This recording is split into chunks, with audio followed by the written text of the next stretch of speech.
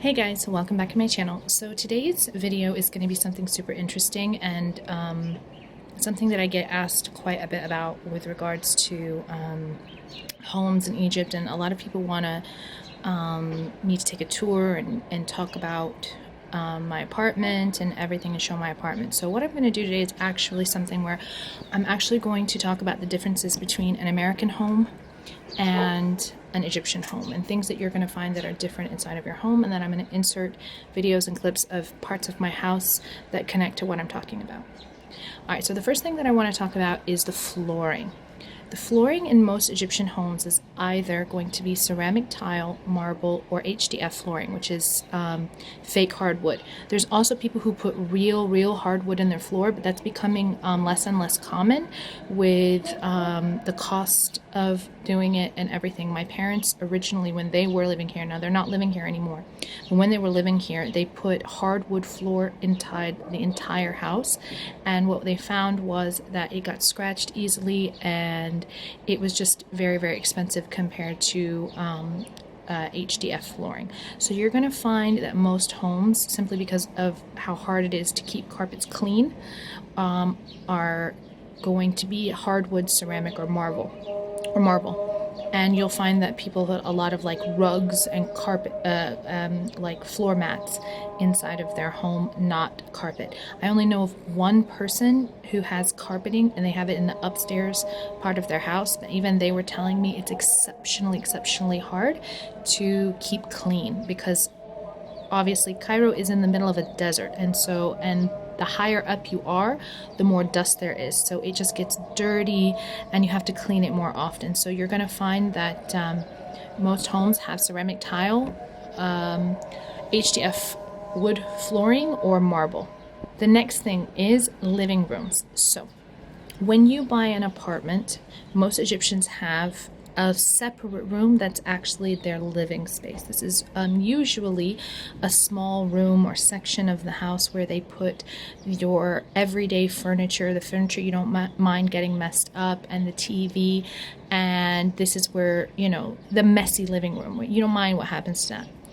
Then you have, in another part of the house, usually a formal living room. This is fancy furniture. Most of the time you do not sit on this furniture, and this is for when guests come. Now, when we were living in our old apartment, what we had was an entire huge section of the apartment, like the biggest part of the house, was dedicated to formal living sets. And we actually had 2 fancy living sets plus our dining room area. And when we moved to our new apartment, we just decided that we got rid of one of our fancy living room sets and put just one. We kept the one that we liked more, and then our dining room area. And then we put inside of the same room our everyday living room set, because in all honesty, we don't have a lot of people coming to our homes. We generally tend, outside of coronavirus times, we generally tend to like to meet people outside of the house, to get out of the house, go to the Nadi, or go to a restaurant, or to the malls, or whatever. We don't usually have people come to our house, but that's just us. All right, the next 2 things are related to your bathrooms. So the first thing is that in Egypt, most of the time, you're going to see that each bathroom has its own water heater. And in fact, you'll see many homes that have the water heater mounted on the wall inside of the bathroom. Our old apartment didn't have that. We had it hanging outside the window in the intersection of the building, and it actually supported both of the bathrooms that we had. Now this time, because the bathrooms in our new apartment are separate, they're on different parts of the house, we can't have one water heater for both bathrooms. And then also we don't have, our bathrooms are not within the inner part of the building, where they generally have some sort of kind of like an open pathway where you can hang things out there. So the water heater is inside of the bathroom, which can sometimes take up a good deal of space, but you can choose the size of water heater that you want, just keeping in mind that the smaller your water heater, the shorter your shower has to be. Another difference that has to do with the bathroom is going to be the sprayer that is inside and installed inside of the toilet, and this helps give you an additional means of cleansing yourself after you use the bathroom. And now, after living here for nearly 10 years, I just don't know how Americans manage to live without this device, honestly.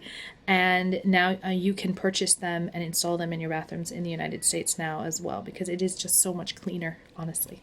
Now, inside of the bathtubs also, I've noticed that there is a difference on the types of shower heads that they have. In the United States, you'll see mostly like mounted shower heads that point in one direction. In general, in Egypt, I've seen in most homes they like to have shower heads that are a handle that you can remove and you use with your hand. The next thing is closets. Closets here are not really closets. They're usually big armoires or like huge Chester drawers that you have, and you line it up against the wall. We had, in our old apartment, we had the armoire that we brought with us here, but we also had a walk-in closet that had shelves inside of it. But as far as having like a closet door like what you know, it's not really that common here. Most of the time they just have these big Chester drawers or armoires. And finally, the last thing that I want to talk about is chandeliers, and that was honestly, I would say when I got married, the thing that we took the longest time picking out were our chandeliers. And when we first got married, we were really young, and we decided that we wanted to have every room in our house to have a different look and a different theme and a different color and a different type of chandelier.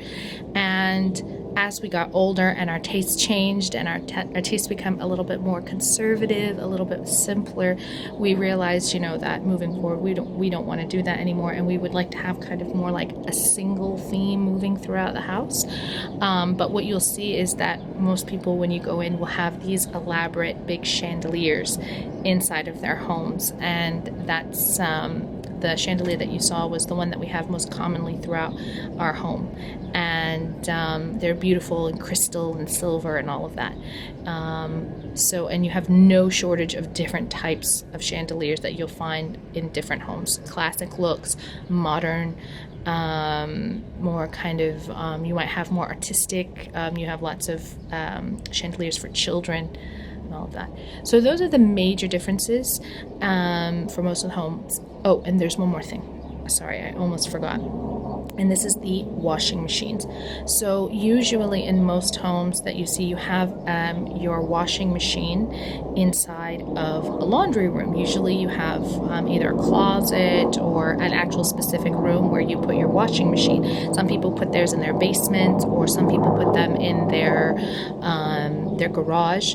In Egyptian homes, the washing machines are either in the bathrooms, because that's where the pipes are, the hookups for it, or it's in the kitchen. Okay, we have ours in our bathroom, but you see a lot of people who have their washing machines also in their kitchen.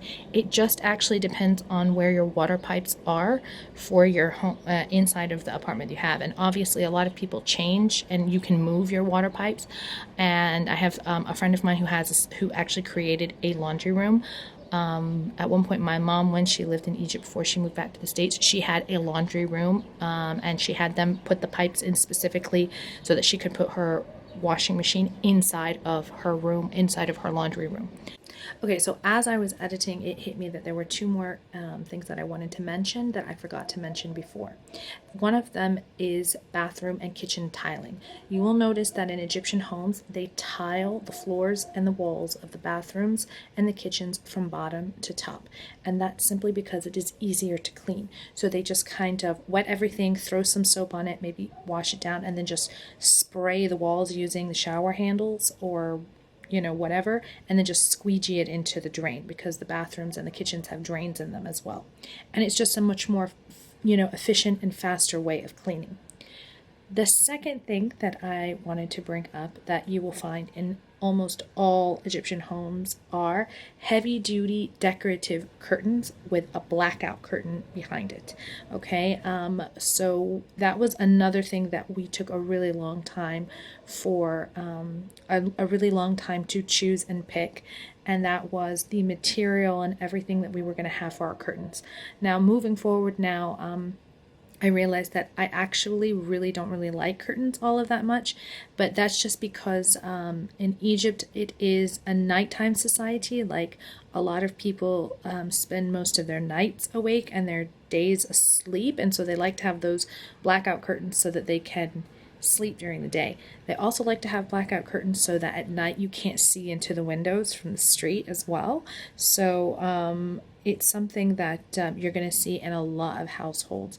But me personally, I love it to be big, bright, and sunny, and I usually don't sleep in the day, so having that blackout curtain now these days really isn't a necessity for me. What is a necessity though is having that sheer part of the curtain, so the light is still coming through, but you can't see into the apartment. You can't like see actually what's happening inside of the curtains.